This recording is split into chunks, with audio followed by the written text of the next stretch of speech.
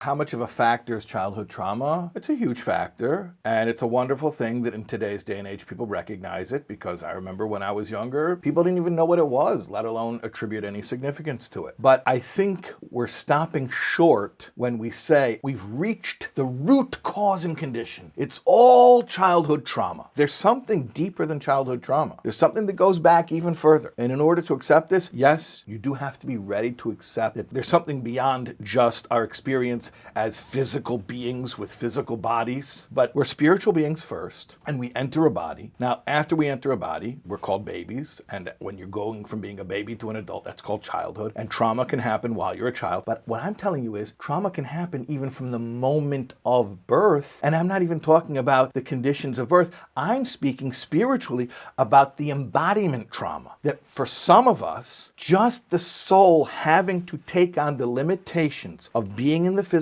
container called the body is already the trauma. So a lot of people are like, well, I didn't experience any abuse. My parents weren't bad. And other people will say back to them, well, you're covering it up. Look more closely, dig it up, you'll find something. And the reality is, it doesn't have to be. There can be existential trauma, embodiment trauma, that experience just of being a soul, which is a transcendent, otherworldly being, stuck in the physical container, now experiencing an onslaught of overwhelming physical stimuli, the sights, the sounds, the smells. That itself can be not only a trauma from the past, but an ongoing trauma. So we need to recognize how much that affects us and how much our souls need soothing and comforting just to be able to feel at home in their bodies for the duration of their embodiment experience.